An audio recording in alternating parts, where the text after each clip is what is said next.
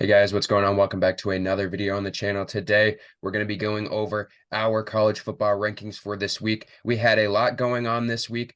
Some big games go on, so some teams rising up, some teams falling down. A lot of teams within the top 10 did not play very well too, so we'll see how that affects the rankings this week. And with that being said, we'll start off at the bottom.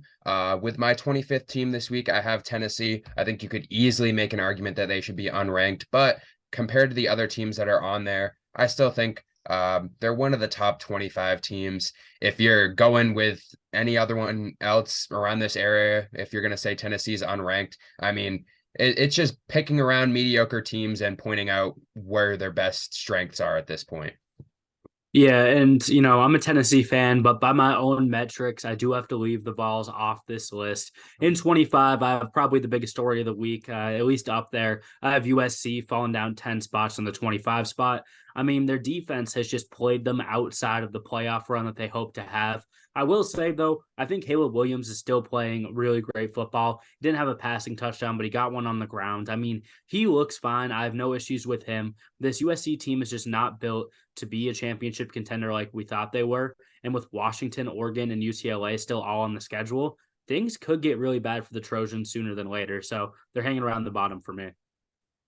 Yeah, and I mean, I could definitely see the argument for USC over Tennessee. I don't have USC ranked. They just don't have a win this year against a big time team, and I definitely give the Tennessee wins against those SEC teams more than a barely sneak by win in double overtime against Arizona for me personally. So I'll give Tennessee a little bit of credit. As we know, this is probably the third or fourth week now that I've had Tennessee higher, so maybe they'll hire me as the new offensive coordinator for the red zone plays. It can't get any worse for them. Nah, you do better than Heupel would. I'll tell you that. And at 24, a team a little better than Tennessee, a team that beat Tennessee. I have Florida here. I think you could definitely argue that Tennessee could maybe be in the 24 spot, but head-to-head matchup, these teams are pretty similar. Florida beat them. That's really all I got to say about them. Yeah, for sure. And I avoided getting either of these teams on the list right now. They're hanging outside for me. At 24, I have Louisville, who I did not have ranked last week. I know you did. They took a huge loss against Pitt the last time they played, but this last week they were off, and they're looking forward to a big matchup against Duke. Obviously, Louisville made our rankings in the first place because they got an upset win over Notre Dame earlier this year. If they could do the same thing against Duke, who's definitely falling down a bit, then they have potential to move up and bounce back from a tough loss against a team that's not very good, being Pitt. Yeah, next up, the 23 spot, I have JMU here, James Madison. Another win this week. Overall, this team, I think they maybe have made it into the AP's poll now. I had them at 25 last week. We saw some teams fall off, so they're not going to be playing too many good opponents for the rest of the year. Just depends on kind of what the metric is for a good opponent. They'll play Coastal Carolina at the end of the year, but this will be a team that, as long as they win out, they will be ranked for the rest of the year, and they can continue to move up even though they're not playing great teams. A lot of these top end teams are going to be playing each other, so they're going to definitely benefit from that.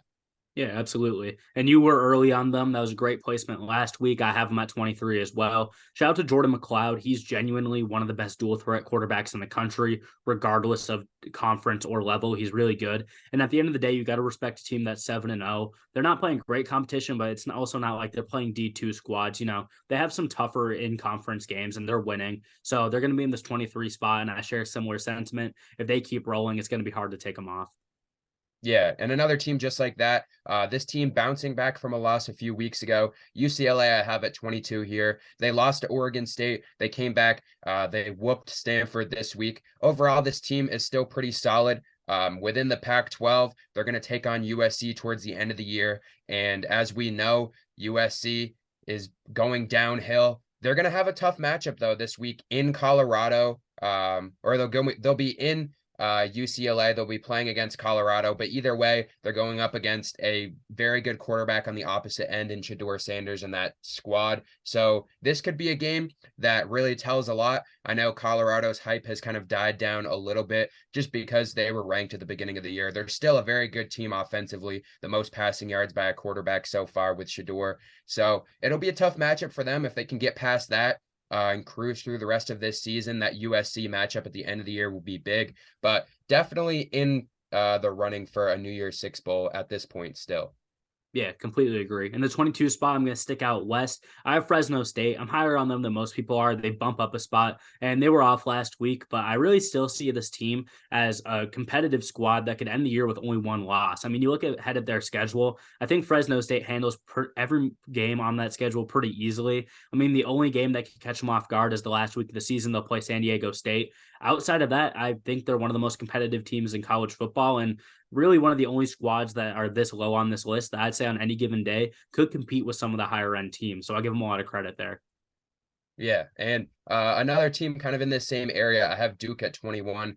They lost against Florida State. They kept it competitive for a while. Riley Leonard went out with an injury again, but they're 5-2, still a very solid team overall. We're not really sure exactly what's going to happen with Riley Leonard yet. His status is kind of uncertain. They're going to have a big game against Louisville this week. So whoever comes out of that, especially with what we'll talk about later with teams like UNC who fell off a little bit this week. The ACC is definitely still up in the air, especially since that Duke team was out there and I mean they competed with Florida State for a good amount of the game. So as we've talked about every week, Florida State definitely still a questionable top team as we saw this week against Duke. So the ACC I still think is easily up for grabs.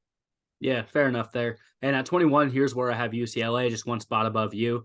They're a two-loss team, and if you can tell by my board, I'm not super hot on a lot of two-loss teams. Obviously, kicked off my Tennessee Vols, kicked off Florida a couple weeks ago, but UCLA's two losses are the two teams that you see I have in the top 13. Those are two of the best losses you can get right now, and they killed Stanford. We saw against Colorado. I mean, Stanford's a team that can compete. They're not as bad as their record might say, but UCLA handled business, spanked them. I think this Colorado matchup is going to be really fun because my biggest problems with UCLA are kind of bottled up in that secondary, and going against a quarterback like Shedeur Sanders, one of the best players in college football, there's an upset watch chance there. I still like the Bruins. I think they're a really good team. They've proved a lot so far this season. So just outside the top 20, win against Colorado, they're probably in that range.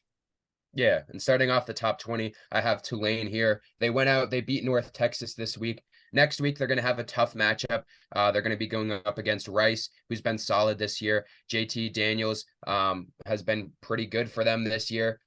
He's transferred throughout a bunch of different schools within Texas the past few years, and it'll definitely be a good game to watch. I think Tulane will be able to go out there and win, but it should be fun to watch between those two offenses, and Tulane's still definitely a solid squad. They were in that game against Ole Miss earlier this year. They collapsed in the second half, but they still definitely have a good chance to be able to get past and get a good bowl game this year. For sure. And at 20, I have Duke, and again, just a spot above where you had him. When Riley Leonard is not healthy, this team's just not going to compete with some of the best other squads in the ACC. Obviously, a tough conference. And just in terms of this game against Florida State, Jordan Travis is bringing himself back into the Heisman talks because this Blue Devil secondary just couldn't keep up with him. And, you know, that's almost to be expected. This Duke team throughout the year has been playing above what I think our expectations were of them. So, I mean, shout out to them there. But when you're missing your best player on your whole team and it gets to the second half, he's out, your defense has a lot of pressure to keep the game close and the offense can't get it rolling. Things are not going to go on your side in the game like that. So didn't expect a whole lot. Hopefully Leonard is back and healthy, especially considering he's a guy that's looking to go in the first round. It's pretty solid now. So shout out to Duke. I think they picked things back up. To be honest with you, it was a pretty tough game just then. Yeah, and another team too coming off of the bye this week that I just talked about. Louisville going to be going up against Duke this week. They were off this week. They're at 19 now, so Duke at 21. One of these teams, whoever wins this, probably bounce back into the top 15. And overall, both of these teams very solid. Louisville versus Duke. Going to be big. Hopefully we get to see Riley Leonard go out there and play. I know he's kind of in question right now, especially after last week where they put him out there and he did get hurt again. But this Louisville team still very solid in the ACC. They're going to have not too tough of a schedule after this, Miami and Kentucky to end the season, but this team's still definitely solid. If they can get past Duke, they'll be high up in the rankings next week. For sure. At 19, this is where I have Air Force. They jump up 3 spots in my rankings. They matched up with Navy, which is always going to be a rivalry game. Obviously, all these schools have deep histories playing against each other. So no matter how good you think Navy is specifically, this game's always going to be tough for the Falcons. And Air Force got out with the win, 17-6. Shout out to Dane Kinneman. He hauled in a 94-yard touchdown. I mean, we know Air Force likes to run the ball. So when they run a little pot pass, there's potential for it to go pretty far. Obviously, that's what happened on that play right there. But if I can be honest with you, we both have Air Force in the top 20. And if you don't, that's just biased because Air Force is a top 20 team in college football right now. Yeah. And like you just said with Air Force, I have them at 18 here. Pretty much everything you said. They've looked pretty solid this year. They played against Navy, obviously a big rivalry game for them there. They're going to go up against Colorado State this week, who has been surprisingly better and than we expected going into the year. Colorado State, one of the worst teams in college football last year. They've won 3 games. Obviously, they've had some great players come out. Torrey Horton, the wide receiver, has been great for them. We saw him make some big plays against Colorado. That was a very good game to watch. So Air Force, not the easiest game against Colorado State, but as of right now, if you told me before the season that Air Force would be the best team in Colorado, I probably would not believe you, but they are. Yeah, absolutely. And at 18, here's why I have Tulane. Tulane, I've been pretty hot on recently. I really do think they're a great team. And I think Michael Pratt is a really good quarterback. So I have a little bit of bias there, maybe. But they came out slow in the second half against North Texas. And North Texas made a little bit of a run late, but they still handled business and they showed a lot of grit. As I mentioned, really love the offense. I think they have a dynamic attack. I think Michael Pratt, as I'll say over and over again, is very underrated. One of the better QBs in all of college football, if you ask me.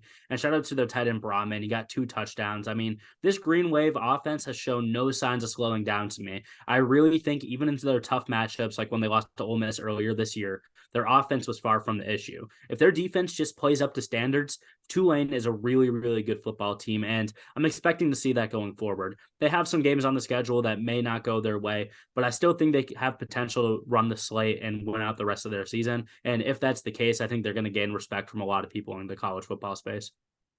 Yeah. I have Missouri here at 17. Very solid squad so far this year. They're going to go up this week in a little bit of where last week, sorry, they went up in a tough matchup. They came out on top against South Carolina. South Carolina just couldn't really get much going. I thought it was going to be a closer game than it was going into the game, but Spencer Rattler couldn't really get much done for them. And this Mizzou team definitely still competing within this SEC. Hopefully they can go out there and have a good end to the rest of the season for them, just because it makes it a little more competitive in the SEC by the end. So good to see another team kind of rising up too. Yeah, for sure. And at 17, I have a team that I'm not so happy about. I have North Carolina here. UNC took a super disappointing loss against Virginia. And not only should they have won this game, they should have blown them out, especially with the game in North Carolina. I mean, in all honesty, it was just super embarrassing. Their defense allowed Virginia to keep themselves in it and allowed way too much on third down. I believe they allowed over 50% in those spaces. I mean, that's pretty horrible going against a team like Virginia that hasn't been competitive all year. UNC is going to stay alive. It's their first loss, especially if they can win out in the ACC. That's going to be huge for them. But I'm not going to lie to you. This Virginia game is a huge hit, and I almost debated putting them lower. Falling down 9 spots is pretty tough, especially after last week. All I did was come on here and rave about Drake May and this Carolina team. I mean, it's a huge hit, and not a fan of seeing them lose that game. Yeah.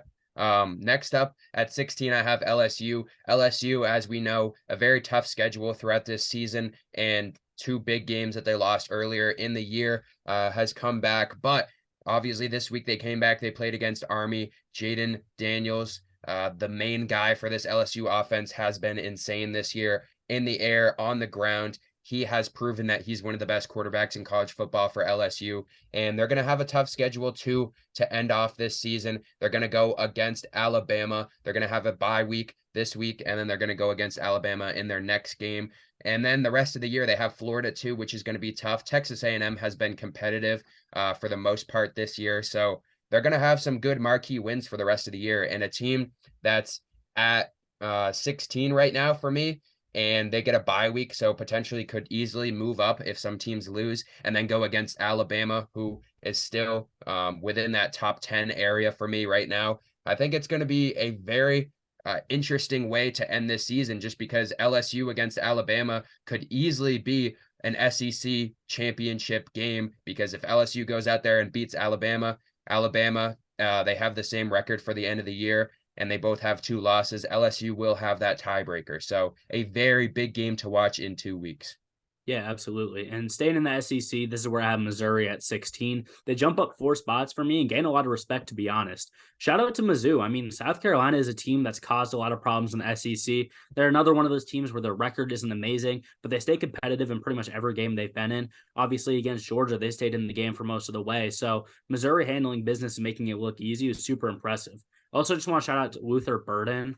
He's a wide receiver that was high on a lot of people's boards going into the year, kind of faded off a little bit. Obviously, big names like Keon Coleman, Marvin Harrison Jr., even guys like Malik Neighbors, who I'll mention in a little bit. They're big names, but Luther Burden has stayed consistent, 90 yards in the touchdown against Scar. I mean, really good game for him. I think this Missouri team is a lot better than I anticipated, and having them knocking on the door of the top 15 spot is really not something I expected at any point of the season, especially this early. Yeah, and UNC, like you talked about a little bit before, I have them at 15 here. If they won the game this week with the teams that fell down a little bit, they easily could have been up there towards a playoff position. I mean, top 8 easily, but they went out there, a very sad loss for them against Virginia, who they should have beat by a good amount. They're going to go up against Georgia Tech this week, so it should be a easy bounce back game for them. Drake Maye has a lot to prove going into this game. Last game, he sealed the deal, throwing an interception, and he still looked solid, 350 passing yards, 2 touchdowns, but obviously, in the end, they lost that game when they should have won by a good amount. I still think they easily have a shot in the ACC for the rest of this year. I mean, this team is still very solid. They have one of the best quarterbacks in the country. They're going to be going up against Duke at the end of the year, Clemson as well, NC State, who has been competitive throughout this season. So some good games for the rest of the year. They're going to go up against Georgia Tech and Campbell the next 2 weeks. So they should be able to blow both of those teams out as they go on for a very hard end of this year with Duke, Clemson, and NC State. But if they can get past that, they are still easily within the conversation of the ACC, and depending on how Louisville plays, that ACC championship game. For sure. And at 15, here's where I have LSU. I mean, that game was just a slaughter. I know Army is not this incredible team or anything, but I expected them to keep it within 40, and that's just not what happened, winning a game by 62 for the Tigers. And in my opinion on this LSU team, I think you mentioned their schedule going forward has a ton of big games, tons of matchups that are circled there. But just with this LSU squad, as long as Jaden Daniels plays like a Heisman candidate, you saw in our rankings this week, we see him as one. I think most of the country sees him as one. Then this LSU team has life. When he struggles, when he falters, I don't know if they necessarily have the rest of the team ramped up to take over for him, but that's not a problem they've had to face so far. If Jaden Daniels is on his game, this LSU team is one of the best teams in the country. If he steps back, will the rest of the team be able to rally around that? I'm not too sure, but top 15 for now. And if they get those wins, I mean, only way to go is up. Yeah, and a team in a similar situation as them, Notre Dame here at 14. If Sam Hartman doesn't play his best, can the rest of the team step up? We've seen that before. He threw 3 picks. They lost the game, but they have the bye week this week after coming off of that USC win 2 weeks ago now. They're going to be going up against Pitt this weekend, so it should be a easy game for them. Sam Hartman should have another big game as they get ready for the rest of this season, and they're in an interesting spot, which it seems like they are every single year. They lose a game or 2 in the middle of the season, but they have a pretty easy end of the season. So if they win out with other teams, they'll be able to push towards the top, and they're probably going to still miss the playoffs even if they win out, just because they're not going to have a conference championship. So the classic Notre Dame schedule that we see every year, they go out and they have the big games, which they ended up losing 2 of them. Obviously they went out and beat USC, but in the end, a team that's not going to be in a championship game with 2 losses, that maybe it will probably easily be within the top 10 if they win out, maybe close to that 7-8 range, but they're just not going to be able to make the playoffs without that championship game unless every single team has 2 losses at the end, which I doubt will happen. But just a weird Notre Dame cycle that we see every single year. Yeah, it feels like they do this a lot. With my 14th spot, I had Ole Miss here, a little bit lower than you. They clutched up towards the end of this game against Auburn. I had their money line, so good for them. And Jackson Dart played his game. I mean, he looked good out there. Don't get me wrong. The defense also made some big plays. But if I can just be honest with you, I expected a little more against Auburn. I know it's competitive. I know it's the SEC. Last week, I talked about how this game could get close, and that's kind of what happened here. So they get the win, but I had them at 14 last week. There are some teams I had under them that definitely impressed me quite a bit more. So it's not a knock on Ole Miss. You win the game on the road. That's a big win for them, but I just don't have enough lenience behind them to really bump them up. Going forward, they're going to have some more SEC matchups, tons of room to go up. I don't expect them to drop too far, even if they catch a loss along the way. But for now, they're kind of locked into that 14 spot for me. Yeah. Next up, I have Oregon State here at 13. Another team that has definitely impressed throughout this season. They're going to be going up against Arizona this week. So a sneaky close game, I suspect. Oregon State only a 3.5-point favorite going against Arizona. Arizona has been very competitive this year. It just depends on what we see from DJ Uiagalelei. We've seen him have some good games. We've seen him have some mediocre to bad games. Obviously, that rushing game is very good. I'll let you talk about that a little bit later. But this Oregon State team still very solid overall and still definitely has a good chance within the Pac-12, with a lot of these teams starting to fall off, it seems like, towards the end of the year. But there's still some very solid teams in there. So we'll see what happens. But the Pac-12, very competitive, and Oregon State still easily has a shot to get in there.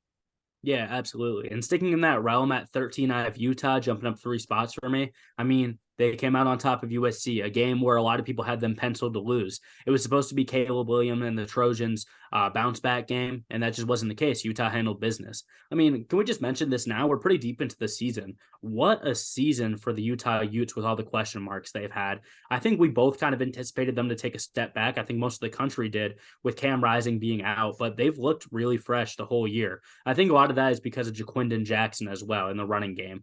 He stepped up huge against the Trojans. I mean, their defensive line just isn't good over at USC, and Jackson exposed them. Thank God. It was exactly what they needed to do to win this game. And I think Utah fans are very happy about his performance. When he opens things up in the running game, it makes the passing game easy for any quarterback, Cam Rising or not. So shout out to Utah. I think that was a huge win for them, and they've earned my respect. They were kind of a team that I wasn't fully bought in on, if I can be honest with you. And after beating up on USC, coming up, getting a game-winning drive at the end, tons of respect there. So they deserve to be in the spot, if not higher, on my list.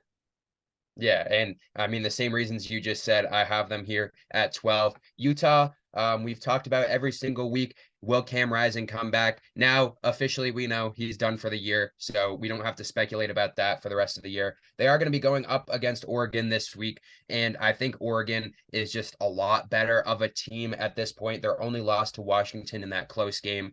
I think even though it's in Utah, Oregon and Bo Nix should be able to go out here and win this game. But if Utah does go in and win that game, then it definitely shakes some things up. USC, I would say, is pretty much out of the playoff picture at this point. I don't really give them a chance. I don't think that's a hot take either.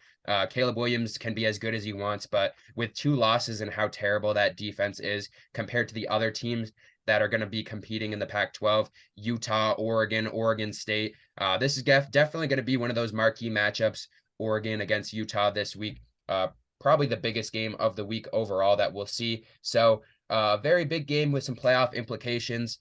Oregon wants to win that game. They want to go out there and get that rematch against Washington in the Pac-12 championship. So this is the first step to get back there. Yeah, for sure. And again, sticking in that realm, I have Oregon State at 12. They had the week off, so unfortunately, no Damian Martinez updates this week. But what I will say that relates to him is going into that matchup against Arizona, the spread is close. It's supposed to be a tough game. The way you're going to beat the Wildcats is to get Damian Martinez the ball. I like DJ. I think he's made some good plays this year. Obviously, as you mentioned, he has his struggles. If you can just get a consistent running game going against them, Oregon State's offensive line is too powerful. They're just too much better. I mean, they're the team that's getting these 3-4-star recruits while Arizona's kind of hanging around in the background, right? They have the big guys to make the running game work, and Damian Martinez needs to expose that defense if they want to win. If not, if they have to rely too heavily on Uiagalelei, I mean, we've seen him be turnover happy. We've seen him miss reads. So that would make the game a lot more close than it has to be. So shout out to Damian Martinez. Again, one of my favorite players in college football. If you're new, I think he has a big game against Arizona, and hopefully it's not as close as the 3.5 spread indicates. Yeah, another team here. I have Ole Miss at 11. And going into this week, we both said probably going to be a close game against a tough Auburn team. And the one thing that I wanted to see was another big game from Quinshon Judkins. He came out here 124 yards and a touchdown on 21 carries. Jackson Dart only threw the ball 17 times. He had a touchdown. He had 2 rushing touchdowns. They only threw the ball 18 times total as a team. They ran it 56 times. So they definitely ran the ball a lot against this Auburn defense. And they only ended up winning by 7, but still a tough SEC game for them. And like I've said, it's going to be very close to compete for that SEC championship this year, especially on the West side. So Ole Miss definitely has their name in there too, potentially going out there to try to get into the SEC championship. And between LSU and Alabama and Ole Miss, it's going to definitely be a end of the year race to see who gets in there. Yeah, absolutely. And at 11, here's where I have Notre Dame, higher than most. But when I look at their record, when I look at what I've seen on the field, I've mostly seen good things on the field, and their 2 losses come to two teams that I still have ranked. So I got to give them some respect there. Jumping up a spot in the bye week, obviously some teams in front of them took some hits, UNC in particular. So that changes things a little bit. I look for them to end up their season strong. I mean, if they end up as just a 2-loss team, they don't make it into the playoffs, but that's respectable, especially in a year where we had big expectations for Sam Hartman. If they take a couple, silly losses towards the end of their season or just falter down the stretch, then it's a different story. And we're talking about, one of the more fraudulent teams in the country. So they control their own narrative right now. They just got to go out and play good football. Estime, Hartman, we all know what the offense looks like. The defense has stepped up in big moments, especially against, some of the tougher teams they've had to play. So respect to them there. And, they just got to keep rolling, I guess. Yeah. And at 10, this is where I have Penn State coming off of a 8-point loss against Ohio State. The offense just looked absolutely terrible. The defense kept Ohio State in check for most of the game. Chop Robinson ended up getting hurt. Their best player defensively just wasn't out there for pretty much the whole entire second half, and Ohio State took over. It was a 6-10 game at halftime. Neither offense really did anything. It was just a bad game to watch overall. I thought it was going to be close. I didn't really think the Penn State offense would look that bad, even though they kept Kyle McCord and the other team in check until Marvin Harrison kind of took over in that fourth quarter. But besides that, I mean, this team still is a good team defensively. They just have to figure out offensively. Drew Allar, his first big game, and he couldn't go out there and get anything done. At the end of the day, I'm probably one of the few people that thinks James Franklin isn't a very good coach. I know that's a very unpopular take, but for a guy that couldn't even convert on a third down, you decide to run the ball on 3rd and 5, pretty much 5 times in a row, which makes absolutely no sense to me. You're going up against Ohio State, who has some of the best edge rushers and interior defensive linemen in the country, and you can't get it done. The play calling was absolutely terrible. Drew Allar just didn't play his best football. They still easily have a chance, though, if they go out there and they beat Michigan. That Michigan versus Ohio State game, if Michigan wins that, the Penn State has the tiebreaker if all teams go 1-1 right now. So their season still definitely up there. If they go out and beat Michigan, a huge win for them. So it's not even close to over for them. They're at 10 right now. A disappointing loss, but it easily could have been a lot worse than it was with how bad their offense was. Ohio State just couldn't capitalize. Yeah, absolutely. And I have Penn State in the 10 for similar reasons. I mean, obviously, you're the fan. I just watched the game kind of as a neutral. And Drew Aller just didn't look like the 5-star QB that he came into Penn State as. I mean, if we can be honest, he hasn't necessarily looked amazing all season, but this is the best defense he had to roll up against, and it did not go very well. The backfield is definitely, it's one of the most talented backfields in college football. So just looking at the numbers and watching how the game went, it's a little disappointing that neither one of them really stepped up with Singleton and Katron Allen, obviously.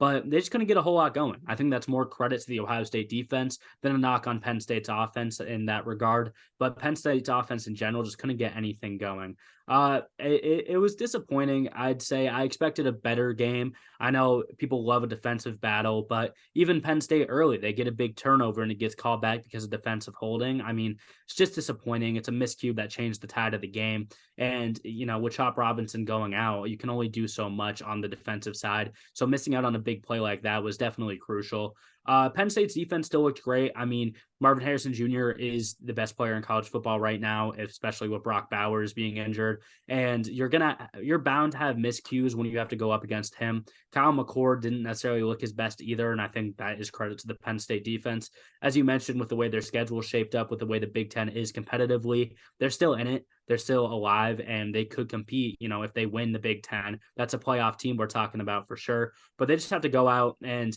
they kind of miss a big opportunity where if you capitalize on this Ohio State game, you're talking about people are going to start giving you number one votes, and now they're hanging around 10 on both of our list.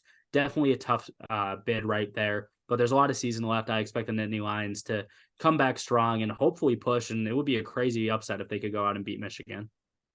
Yeah, and as of right now, I have Alabama above them. I think they've just been a little more impressive so far this year. Alabama going to have a big matchup this week, like we talked about a little bit before.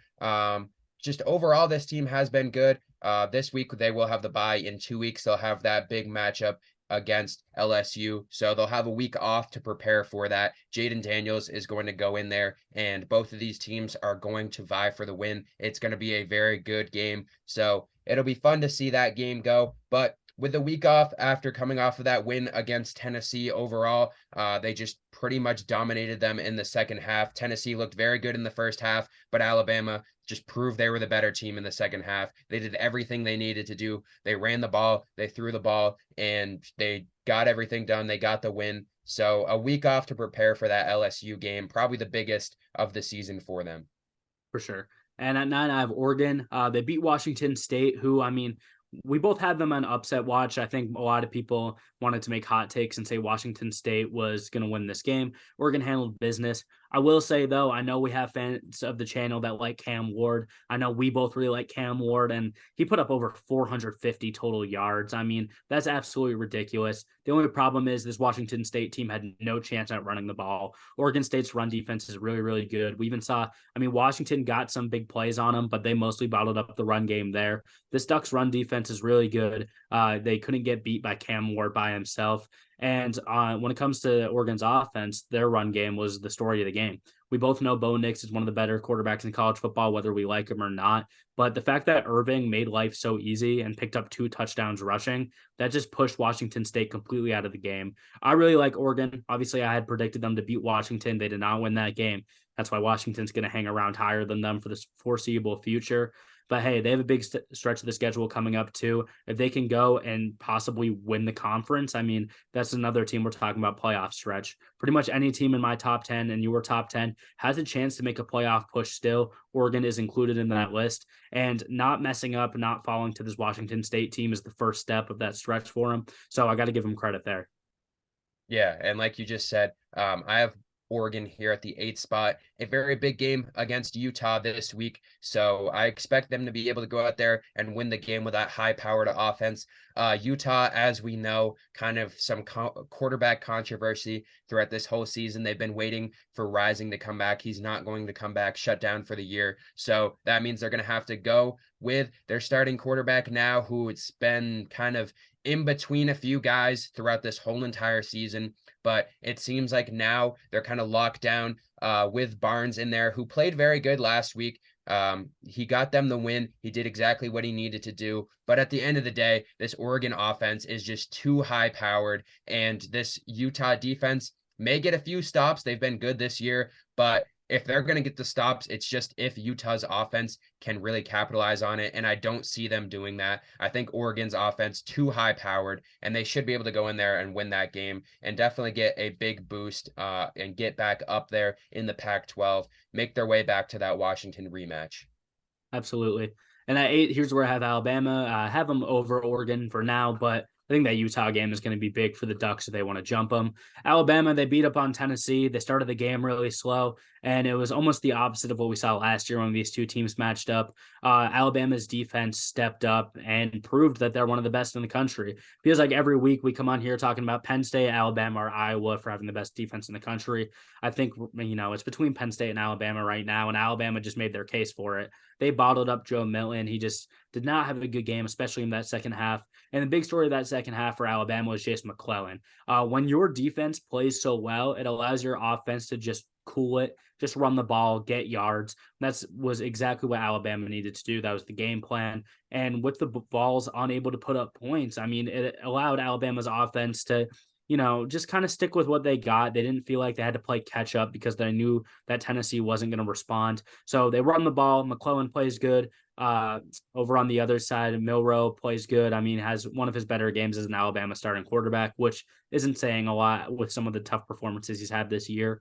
But even with all that being said, Alabama deserves their praise. They beat a team that, my favorite team that I had ranked, and they beat them pretty good with the final score winning by 2 touchdowns. So credit where it's due. Upset about this game personally, but Alabama's fighting for a playoff spot in a year that we already kind of chalked up early. So they're making a big comeback, and I don't think a lot of people want to talk about it. Yeah, and next up, I have Texas here at 7. All 4 of these teams within the 4 to 7 spot kind of struggled a little bit this week. Texas against Houston, a pretty close game overall. They ended up getting the win, so they're going to stay in this spot for me. They're going to go up against BYU this week. Quinn Ewers should be able to go out there and get a good game for them offensively and continue to roll for the rest of this year as they try to get back to that Oklahoma rematch.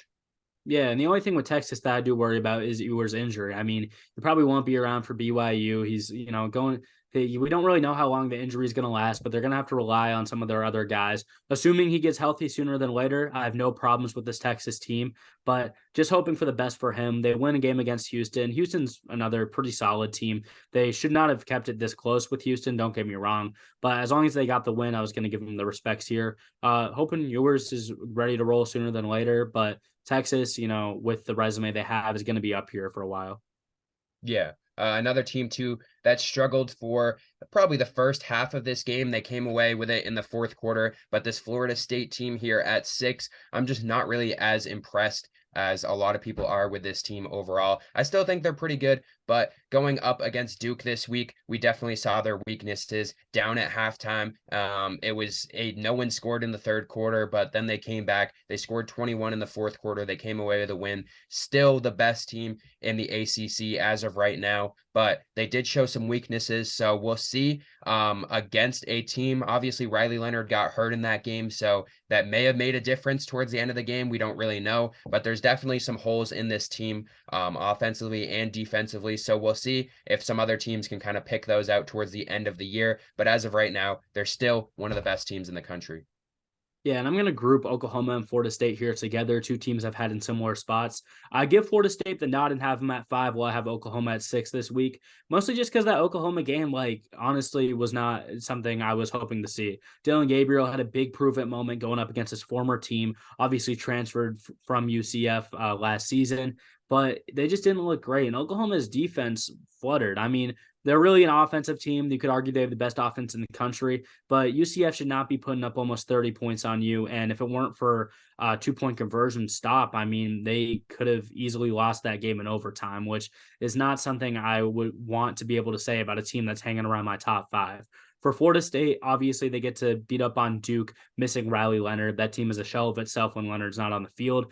But at the end of the day, they got to win against a ranked team, and Jordan Travis looked pretty good. So I have to give him some respect there. I agree with you. I've said it as well. I think Florida State is definitely a team that I'm always a little worried about being on upset watch. They are kind of fraudulent earlier in the season. That game against Boston College is the one that always comes back to my mind because they almost lost that game, and Boston College is not very good.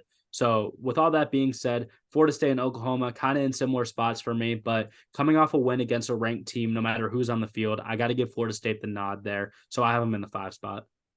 Yeah, I have Oklahoma here in the 5 spot. Talking about both of those teams, a very close game against UCF. You don't really like to see that if you're an Oklahoma fan, but overall, like I said, all these teams within this top 4 to 7 area. Definitely struggled to. I'll talk about Washington after. But overall, they did get the win. The better team ended up winning at the end of the game. So Dillon Gabriel got it done. They survived UCF, which isn't a good statement to say, but they got the win. And at the end of the year, if they have this O next to them, 7-0, it's still a win. So you got to keep them up there. Yeah, absolutely. And it can go either way on that. 4, I have Washington, no movement for them here. I mean, just what a weird game. Michael Penix was not at his best, which is kind of the first time we've seen him struggle this entire season. But they hold on, and Michelle Powell showed up with a huge pick six to seal the game. So really encouraging to see Washington's defense step up, even when Michael Penix struggles. Those late games can always be somewhat of a struggle, no matter who's involved. Washington gets on top of it. Huskies get the W. So no movement there. Just hoping to see a little bit more convincing outputs going forward, especially if this is a team that really is playoff level. Yeah, and this team definitely struggled this week against Arizona State, who has been surprisingly competitive, even though they're 1-6 this year. Took that Colorado team to a very close game too. Oklahoma State earlier in the year, they put up 28 against USC. So, I mean, even going up against Cal, they almost won that game. So for a team that's one of the worst in the country, they've still been very competitive. And Washington went out there. They still got the game done. Like you said, Michael Penix, definitely his worst game this year overall. But they're going up against Stanford this week. I expect Penix to go out there, throw 4 or 5 touchdowns, and keep his name up there in the Heisman race. He's still the best quarterback if we're talking about Heisman rankings this year, in my opinion. Caleb Williams fell down. I know a lot of people are talking about JJ McCarthy, but Michael Penix, I think you can't really take this one game away from him when they still ended up winning the game, and he still played pretty solid overall. He may have not got the 5 or 6 touchdowns that we've seen every week from him, but I mean, you're going to have a bad game at some point, and if he got that out of the way and he can come back against Stanford this week, he should be fine.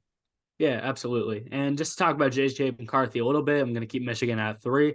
And I had my problems with him at the start of the year, but based on what we've seen, I mean, the guy's just good at football. Simple as that. And Michigan State is bad at football. Simple as that. So makes sense that there was a big blowout win for them. I do want to give them credit, though. I mean, Michigan and Michigan State, obviously one of the most bitter rivals in all of college sports. The fact that Michigan rolls into state and beats them 49-0, I mean, come on, you got to give them some credit there, whether Michigan State is good or not. And with that being said, I understand why some people might put them in the number 1. I mean, people have been trying to put them number 1 for the whole season now. That's a huge win. It's going to go on their resume, and they stick undefeated. For me, it's going to be like every other week. I still just like Georgia and Ohio State a little bit more. Talk about them in a little bit, but I'm starting to understand the Michigan hype more and more as they continue to dominate these lower level teams they play against. Yeah, and I also have them here at 3. And I mean, like you said, they went in, it was a rivalry game. Michigan State has completely fallen off the map, but still a very big game for them. They got the win. I know a lot of people are looking at JJ McCarthy there for the Heisman. I know he's become the favorite overall betting wise for the Heisman. But I mean, this still is a guy that threw 3 picks against Bowling Green. So I don't know at the end of the day. Overall, I mean, there's been a lot of controversy around this Michigan team. And Brandon Walker said it the best. Last time Michigan played a team they couldn't steal signs from, they gave up 51 points and lost to TCU. So at the end of the day, we'll see what happens. I still think that Penn State will be able to beat them at home at the end of the year. I'm pretty convinced of that. I'm excited to see the Penn State defense against JJ McCarthy because we saw what happened when he played against the Bowling Green defense. So Chop Robinson will be back. He should be fine. So I'm expecting a big game from him in that defense. But until then, they're going to stay here at 3. But I'm very excited for that game. Yeah, and if you guys notice, there's a bit of shakeup in my top 2 spots. I have Georgia and the 2. I know that might be disappointing for Georgia fans banning. But in all honesty, we talked about this last week with the Ohio State game. I think if Ohio State went in and beat Penn State, I don't really care how dominant their performance looked like. I think they deserve the number one spot. With that being said, I'll bring up this point now. I'll probably bring it up again when we talk Ohio State. I let Banning say his piece about them in the 2 spot. Struggling against Penn State and getting a win is not something that I'm super worried about, considering this Georgia team struggled against South Carolina and won. I think it's just 2 different levels of football there. I think Georgia, still talent wise, is probably, if not the best, it's very close to Ohio State. I don't think Ohio State is much better than Georgia or anything. A lot of people are going to have Georgia ranked number 1 still, and I understand that. But just so far into the season, we have to look at the games that they have played. And I'm more impressed with Ohio State's resume, beating Notre Dame, obviously just beating PSU. I mean, they have the wins that make them deserving of a number 1 spot. All credit to Georgia. Again, they've won every game they've had to, even when they struggle. And they've went out and handled business against teams that we've had ranked in the past, such as Kentucky. So, I mean, they're not a bad team by any stretch of the imagination. I'm going to keep them in the 2 spot here. But I do have to give the Buckeyes the nod after getting a big win in a game that, if I can be honest with you, I thought might have gone Penn State's way. So I'll let you speak your piece on Georgia and Ohio State, but that is my reasoning for the shakeup at the top. Yeah, and originally, when I first made the rankings, I did have Ohio State at the number 1 spot, and then I went back. At the end of the day, there may be a little bit of bias coming out here, but Georgia hasn't lost a game since the SEC championship in 2021, and I think at the end of the day, it's one of those things where if they went out and maybe if they beat them by 50, that's a different story. I know a win is a win at the end of the day. That's one of those things where I think if they did win by 30 or 40, everyone should be able to look at that and say, but if it's that close, I think there definitely is some way that you can look at it. I know a lot of people still think Michigan is better than Ohio State. I know we both completely don't agree with that overall, and we'll see what happens towards the end of the season with that. But Georgia still hasn't lost a game. I know they didn't play this week, and that was one of the big things that we were looking at too. Even though they didn't get to prove it this week, they didn't go out there and get a win. But I still think to be the best, Georgia still hasn't lost yet. They're going to have a tough schedule towards the end of the year with Ole Miss, Mizzou, and Tennessee 3 weeks in a row. So that will definitely be a stretch where you can look at and see if Georgia really is the real deal. But for now, I still have them at number 1. I still think they're the best team in the country. They haven't been beat. And Ohio State still very close overall. I mean, I was going back and forth with these. And I guess overall, at the end of the day, still disappointing to see that the AP didn't even put Ohio State at number 2 above Michigan. I still think they're better than Michigan overall with these wins that they've had, but I still think Georgia, the number 1 team in the country, they haven't been knocked off, and I don't think unless they are, we'll see that happen. Yeah, and that's fair enough there. Maybe the AP will listen to us one day, know that Next Man Up has the best rankings in the country, but that's a story for another day. Yeah. And we'll see you guys next week with our rankings then. Hopefully, we will see some college football rankings too overall, I think, from the ESPN. So that'll be a little different. They'll have their rankings. The AP has their rankings. At the end of the day, the AP is pretty much irrelevant once the actual college football rankings come out, just because they don't go based off the AP rankings. But we'll have our playoff rankings coming up soon too. So with these next few weeks playing out, we'll definitely have a bigger picture on who will be in there. And with that being said, with some big matchups this week, there will be some shakeup next week. See you guys in the next one.